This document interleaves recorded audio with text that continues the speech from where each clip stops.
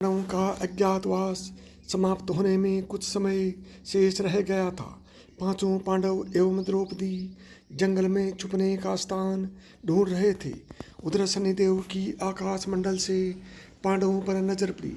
शनिदेव के मन में विचार आया कि इन पांच में बुद्धिमान कौन है, परीक्षा ली जाए। शनिदेव ने एक माया का महल बनाया।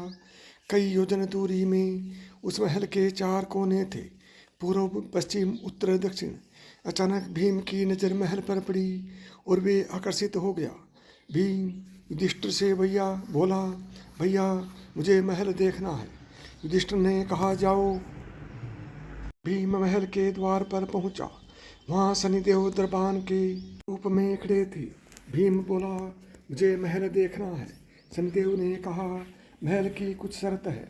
नंबर 1 शर्त, महल में 4 कोने हैं, आप एक ही कोना देख सकते हैं। दूसरी शर्त, महल में जो देखोगे उसकी सार सहित व्याख्या करोगे। तीसरी शर्त, अगर व्याख्या नहीं कर सके तो कैद कर लिए जाओगे। भीम ने कहा, मैं स्वीकार करता हूँ, ऐसा ही होगा। और वह महल के पूर्व छोर की ओर गया। वहाँ जाकर उसने अद्भुत पशु पक्षी और फूलों एवं फलों से लदे वृक्षों का नज़ारा देखा। आगे जाकर देखता है कि 3 कुएं हैं, अगल बगल में छोटे कुएं और बीच में एक बड़ा कुआं। बीच वाला बड़े कुएं में पानी का उफान आता है और दोनों छोटे खाली कुओं को पानी से भर देता है। फिर कुछ देर बाद दोनों छोटों कुओं में उफान आता है तो खाली बड़े बड़े कुएं का पानी आधा रह जाता है। इस क्रिया को भीम कई बार देखता है पर समझ नहीं पाता। उठकर द्रबान के पास आता है। द्रबान, क्या देखा आपने? भीम ने कहा, महाशय, मैंने पेड़ पौधे पशु पक्षी देखा। वो मैंने पहले कभी नहीं देखा था, जो अजीब थे। एक बात समझ में नहीं आई, छोटे कुएं पानी से भर जाते हैं, बड़ा क्यों नहीं भर पाता, ये समझ में नहीं आया। द्रबान बोला, आप शर्त के अनुसार बंदी हो गए हैं और बंदी घर में बैठा दिया। अर्जुन आया, बोला, मुझे महल देखना है। द्रबान ने शर्त बता दी और अर्जुन पश्चिम वाले छोर की तरफ चला गया। आगे जाकर अर्जुन क्या देखता है, एक खेत में 2 फसल उग रही हैं। एक तरफ बाजरे की फसल, दूसरी तरफ मक्का की फसल। बाजरे के पौधे से मक्का निकल रही थी तथा मक्का के पौधे से बाजरी निकल रही है। अजीब लगा, कुछ समझ नहीं आया। वापस द्वार पर आ गया। द्रबान ने पूछा, क्या देखा? अर्जुन बोला, वहाँ से सब कुछ देखा पर बाजरा और मक्का की बात समझ में नहीं आई। शनिदेव ने कहा, शर्त के अनुसार आप बंदी हैं। नकुल आया और बोला, मुझे महल देखना है। फिर वह उत्तर दिशा की ओर गया। वहाँ उसने देखा कि बहुत सारी सफ़ेद गायें हैं। जब उनको भूख लगती है तो अपनी छोटी बच्चियों का दूध पीती हैं।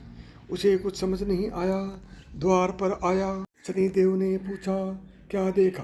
नकुल बोला, महाशय, गाय बच्चियों का दूध पीती हैं, यह समझ नहीं आया।